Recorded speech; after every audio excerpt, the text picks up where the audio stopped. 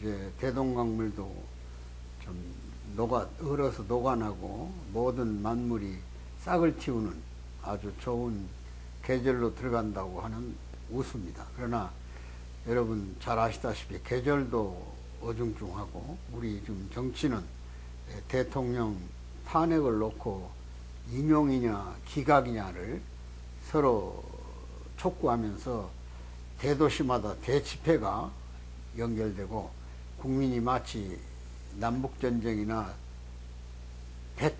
홍백전쟁처럼 소위 백색전쟁이죠. 처럼 그렇게 분열돼 가지고 정말 마음이 편치 않습니다.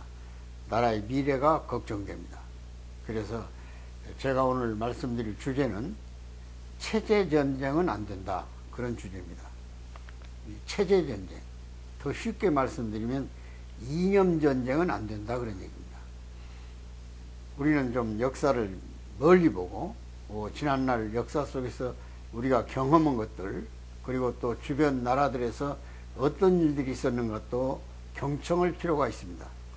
그래서 쉽게 말해서 첫 번에는 체제란 도대체 무엇인가? 가장 요즘 새로운 말로 이데올로기입니다.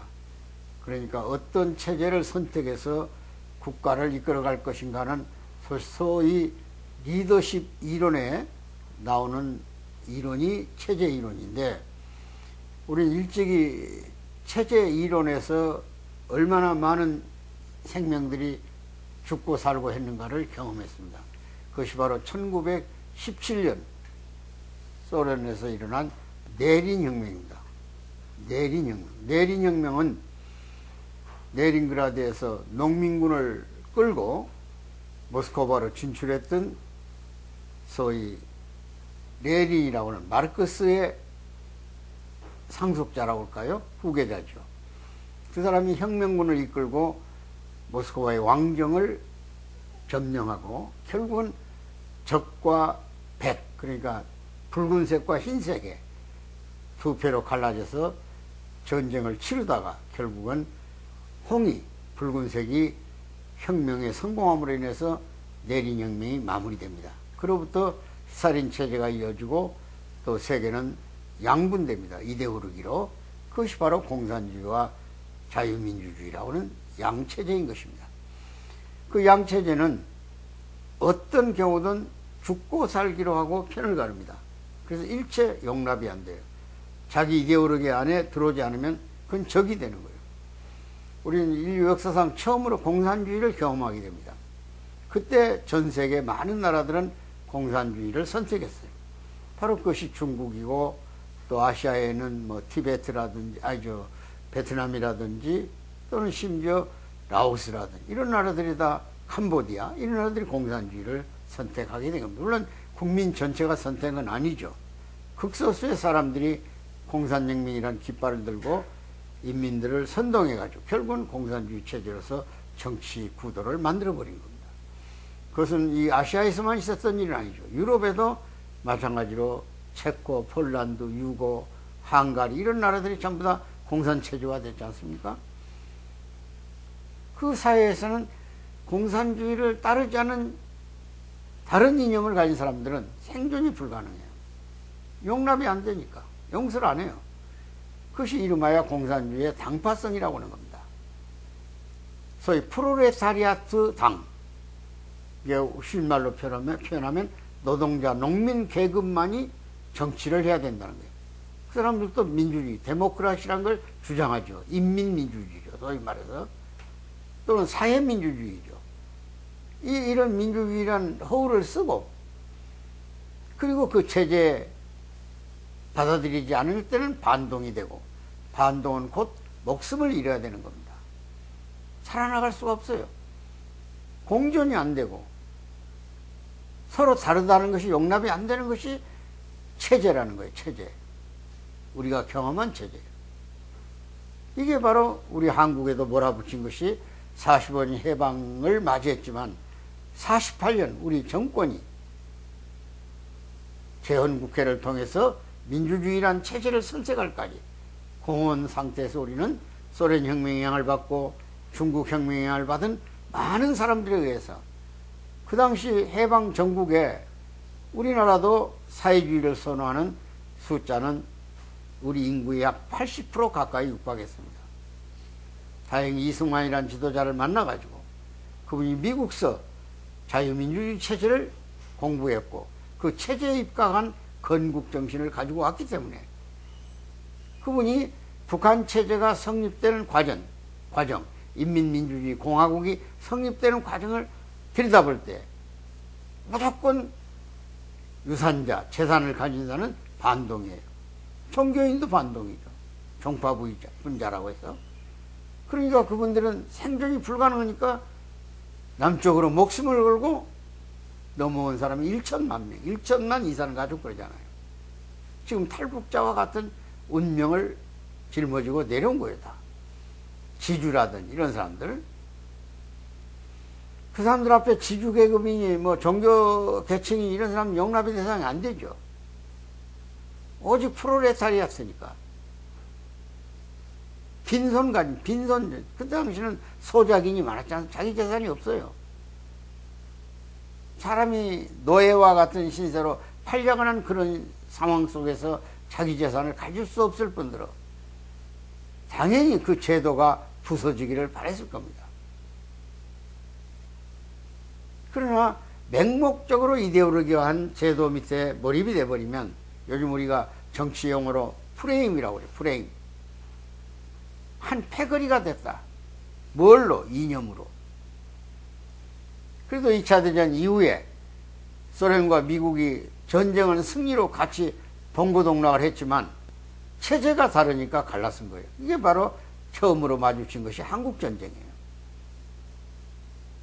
이승만은 북한에서 무상몰수, 무상분배라는 원칙을 잘 봤어요. 소작인들이 농지를 논아주니까 무조건 맹목적으로 사회주의를 추종하는 걸 봤다 이게. 그래서 여기서 남쪽에서도 49년까지 소위 지주들로부터 땅을 헐값으로 정부가 사들여 가지고 그걸 5년 동안의 분할 상환을 하도록 해서 소작인들에게 논아준 것이 농지계획법이에요.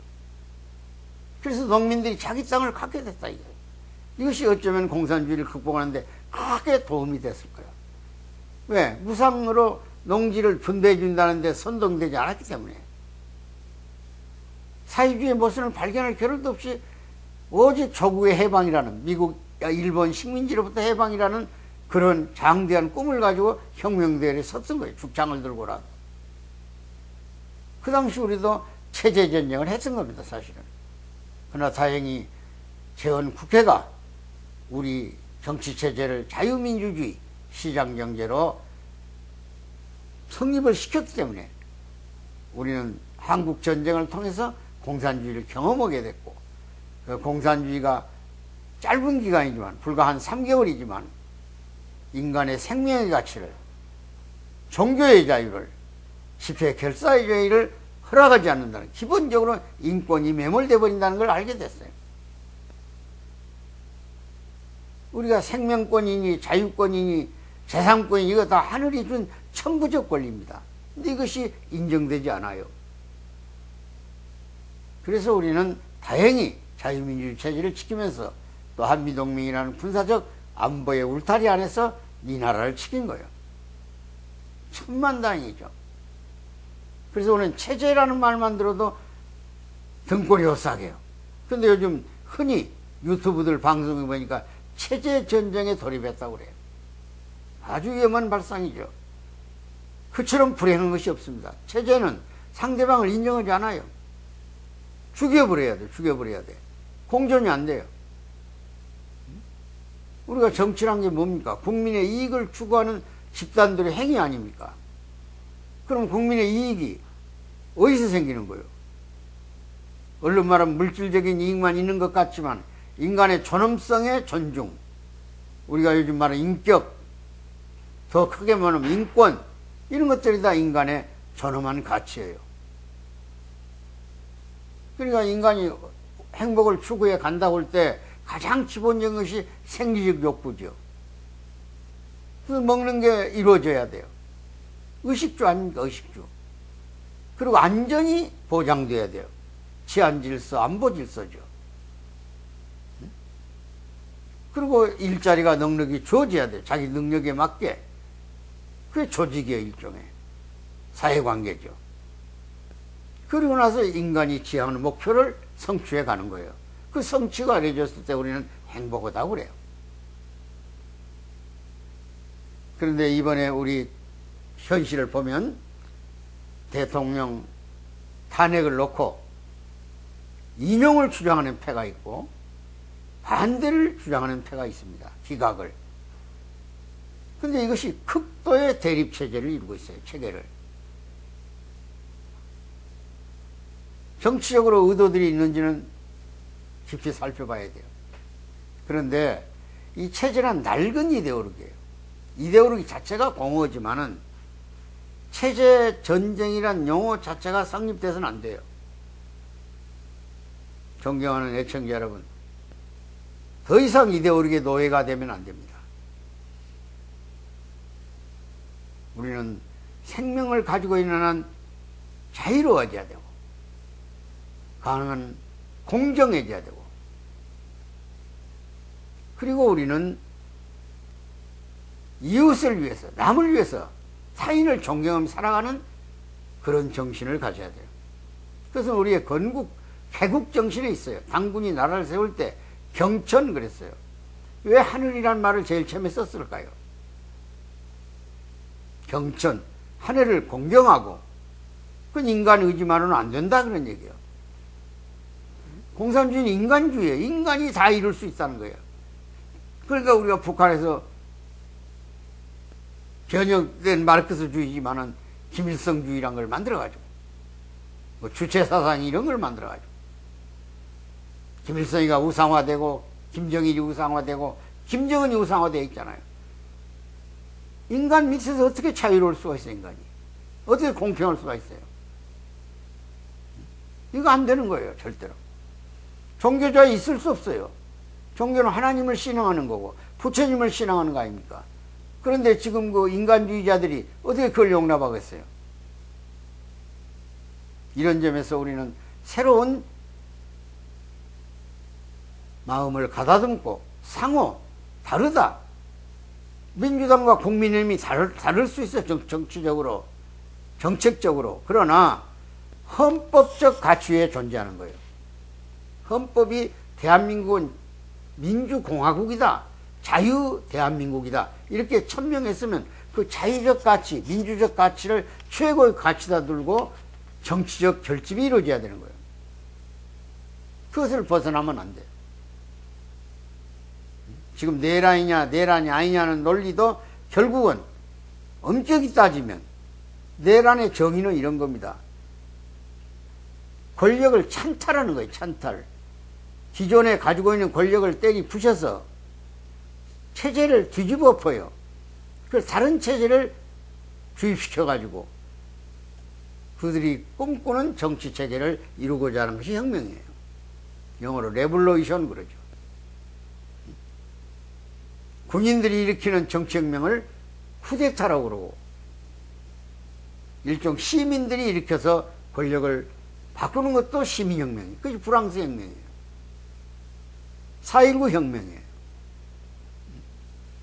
이런 점에서 우리가 더 어두웠던 시대, 고륙상쟁, 같은 피를 나눈 사람끼리 죽이고 살리는 그런 체제 논쟁 속으로 들어갈 위험이 있다고 하는데, 지금 오늘 논제를 다뤘던 겁니다. 체제 논쟁 더는 안 된다. 앙드로지드라는 유명한 프랑스 작가가 있어요. 그 사람이 이런 말을 했어요. 공산주의 책자를 읽어보고 공산주의자가 안 되는 것도 이상한 놈이고, 공산주의가 실현됐다는 러시아 땅을 밟아보고 나왔어도 공산주의를 벗어나지 않은 자도 이상한 놈이다. 이런 표현을 썼어요. 공산주의. 그들은 평등을 앞에다 내놓습니다. 모든 건 평등하다는 거예요. 그러나 아무리 평등해도 부자유스러우면 안 되는 거예요. 그래서 프랑스 혁명은 3세기가 나와요. 공화제를 선택하면서부터, 왕정으로부터 프랑스 혁명 1778년인가 일어났죠. 그 혁명은 프랑스 삼색기라고 그러잖아요. 자유, 평등. 근데 아무리 자유로워도 불평등하면 안 됩니다. 평등해도 부자유하면 안 되죠. 그럼 이것을 조절할 수 있는 힘은 어디서 오는 것인가? 박애에서 오는 거예요. 박애. 그것이 삼색깃발이에요. 자유, 평등, 박애. 그 시민혁명의 대가예요. 그러니까 이 종교적 역할을 의미하는 거예요.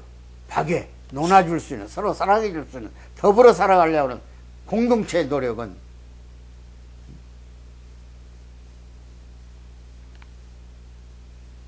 그러니까 우리 문선명 선생님이라고 제가 늘 존경하고 따르던 그 선생님의 통일론은 아주 명확하게 지명하셨어요. 남한 사람이 남한 사람보다 북한 사람을 더 사랑하고 북한 사람이 북한 사람보다 남한 사람을 더 사랑할 때 통일의 종점이 이루어질 것이다. 통일의 길이 열릴 것이다 그랬어요. 마치 서독이 동독을 끌어안듯이. 적이 아니에요. 남북은 서로 다른 거예요. 체제 선택도 달리 했을 뿐이지 인간의 본질은 같아요. 근데 그걸 가지고 극단적인 모험을 해서는 안 된다 그런 얘기예요. 죽이고 살리고는 그런 정책이 아니에요. 더불어 살아가는 거예요. 여기 우리는 오늘의 사태를 더 이상 체제 논쟁으로 몰고 가지 말아달라는 거예요. 경천. 그리고 당군이 우리에게 삶의 가치로 제시했던 것이 홍익이에요. 이웃과 더불어. 그리고 광명이에요. 대동세계. 모든 인류가 흑백을 뛰어넘어서 하나가 되는 세계. 그러니까 좌익도 아니고 우익도 아니에요. 왼손 오른손을 좌익 우익 그러잖아요. 그럼 이것을 서로 박수치게 하는 힘은 어디서 올까요? 두익입니다. 두익. 머리에서 오는 거예요. 머리에서. 좋아하고 양보하고 이해하면 상충이 안 돼요. 상응이 되지. 그 두익사상이. 두익사상은 공생. 그것도 일종의 평등이론이요. 생산을 같이 부지런히 하자. 능력껏. 그 다음에 공영. 정치적으로 그걸 더불어 논아먹자는 거예요. 거기에 윤리적 체계가 있어야 되기 때문에 공이라는 말을 썼던 거예요. 그게 두익사상의 모자예요. 그 이즘은 가지즘이에요. 종교적 역할을 부여했다 그런 얘기예요. 종교를 너무 심각하게 생각할 필요 없어요. 신이 존재한다. 존재할 것이다. 괜찮아요. 우리가 애국가에는 하나님이 부채적 하나님이 아니더라도 부처의 하나님 될 수 있고 기독교 하나님 될 수 있고 가톨릭 하나님 될 수 있어요. 각종 종교의 하나님이 될 수 있어요. 그러나 우리는 막연하지만 그것이 실체는 없지만 무형이지만 그 무형의 하나님을 존엄한 존재로 알고 그가 부여한 천부적 권리를 보장받고 살아가려고 하는 거예요. 그것이 인권의 기본이 되는 거예요. 이런 점에서 오늘의 시대를 명확하게 알고 더 이상 체제 전쟁을 해서는 안 되겠다. 우리나라 역대 대통령들이 많이 계셨어요. 근데 유독히 지금도 그 선호도를 뽑아보면 아직까지 노무현 대통령을 뽑아요. 일반적으로 노무현 대통령은 좌파 성향의 대통령으로 알고 있고 본인도 그렇게 생각했을 겁니다. 그러나 그의 정책 노선을 보면 분명히 그 실체가 드러나요. 왜 내가 정치를 했냐? 국민의 이익 쪽에 썼던 거예요. 그분이 미국에 그때 아마 레이건 대통령을 만나러 갔을 겁니다. 근데 미국 조야에 가서 누구 하나 관심을 가져주지 않아요. 그가 워싱턴 타임스하고 기자회견 할 때 처음으로 내가 오늘 살아있는 것은 미국이 참전을 해서 북한 공산군과 싸워 승리를 했기 때문에 오늘 나는 살았다고 생각한다. 이런 미국에 대한 고마움을 표시했어요. 그때부터 워싱턴 정가가 노무현의 실체를 알고 아 이분이 실용주의자구나. 그래서 인터뷰가 이루어지고 의회 연설이 이루어지고 참 대통령다운 대우를 받으면서 다녀왔어요. 그리고 그는 가장 어려운 한미 FTA를 체결했습니다. 국가 이익이 뭐냐 이게. 미국은 우리의 적대국가 아니에요. 상대국가지. 그리고 가장 민감한 것이 여러분들 잘 아시는 제주도의 해군기지 건설이에요. 얼마나 많은 반대가 있었습니까? 노동조직이라든지 반체제 인사들이. 헌법적 가시를 무시하는 진보적 정치인들이 많았잖아요. 그 당시에도. 그런데도 그는 결코 국익을 위해서 제주도의 해군기지를 건설했습니다. 왜 넓은 바다를 지키는데 우리 해군이 평택항에만 있었겠어요? 그러니까 그분에 대해서 참 불행하게 말년에 김해의 큰 돌에 올라가 떨어져 자살했지만은 그분의 인간다운 모습과 대통령의 리더십은 그대로 존재하는 거예요. 그분은 좌파적 대통령이에요. 그러나 그는 국민 전체를 국가 이익이 뭔지를 정확하게 알았어요. 그러니까 보내했을 겁니다.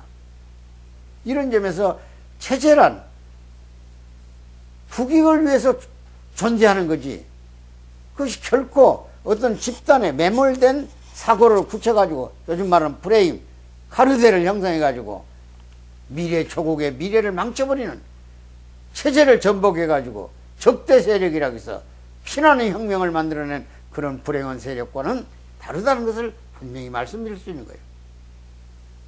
존경하는 애국자 여러분, 오늘날 기독교들이 정신 바짝 차려야 됩니다. 종교 역할이 지금 시민이 종교를 걱정할 만큼 돼가지고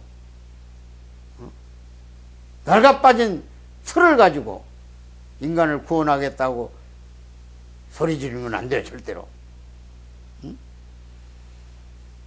그리고 특별히 우리 당군의 개국 이념을 정확하게 알아서 그분이 펼치고 싶었던 제세의와의 원칙, 제세의와, 세상을 화롭게 하기 위해서는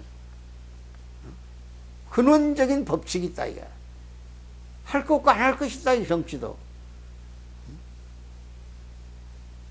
발톱은 고양이 발톱을 내놓고 속내는 호랑이 마음을 가지고 상대를 완전히 매몰시켜 죽여버리려는, 용서가 없는, 관용이 없는 그런 정치체제는 안 된다 그러니까. 그래서 서구 사람들이 이 이데올로기 때문에 갈등하다가 결국은 사회주의냐 시장경제냐 자유민주주의냐 이걸 놓고 생각해낸 것이 중화적 정치체제, 소위 자유민주주의도 있고 사회민주주의도 있어요. 자유민주주의는 자유를 우에다 놓고 평등을 뒤로 가게 하는 거예요. 사회민주주의는 평등을 우에다 놓고 자유를 뒤로 가게 하는 거예요. 그러나 그건 철저하게 조화예요. 그 조화의 원칙은 상호 인정하는 거예요. 그래서 다당제 정치체제를 만들어내는 거예요. 내각제를 만들어내고. 한 사람의 권력이 집중돼서는 안 된다. 우리 헌법 개정해야 되고, 그래서 대통령 권한을 줄여야 돼요. 뭐 내각제는 아니더라도, 연임이 되더라도. 그리고 다당제를 해서 대선거구를 만들면 통합이 돼요.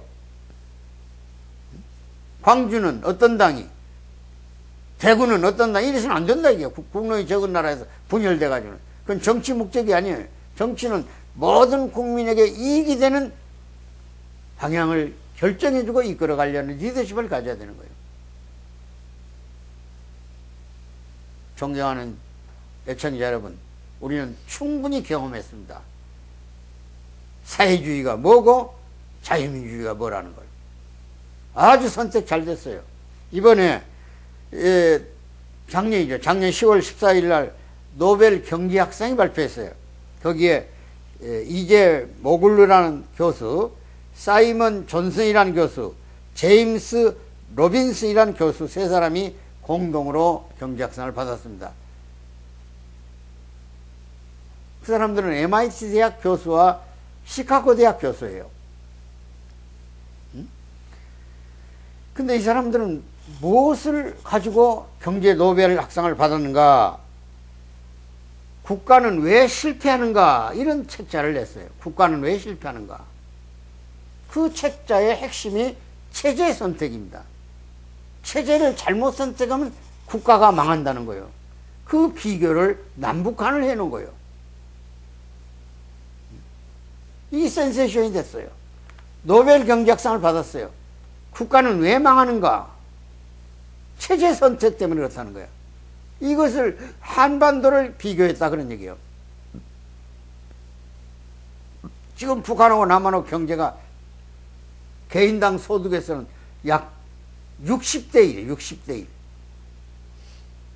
지금 통일을 반대하는 이유 중에서 대다수 많은 사람들은 비용 문제를 들고 나오는 거예요. 언제 북한의 낙후된 경제를, 세계 꼴등에서 셋 정도 가는 경제를, 경제 성장 세계 10위권에 들어와 있는 대한민국이 선진화됐는데 이 경제를 포부하다가 북한에 메꾸려면 얼마나 많은 경제적 빈곤이 찾아오고 있냐 이거야. 그래서 젊은이들이 통일 의지가 약화된 거예요. 그러나 그 해결 안 할 수 없어요. 왜? 그것이 끝없이 갈등을 제조하고 그것을 모방하려는 정체제가 사회를 이끌어가려고 하니까 문제가 되는 거예요. 이미 국제적으로 정치체제에서는 검증이 끝났다니까요. 이런 점에서 우리가 체제 전쟁을 뛰어넘는 포용의 정치, 민족의 미래를 내다보는 정치체제로 완화되기를 기대하면서 오늘 체제 전쟁 안 된다 이런 주제로 말씀을 드렸습니다. 대단히 감사합니다.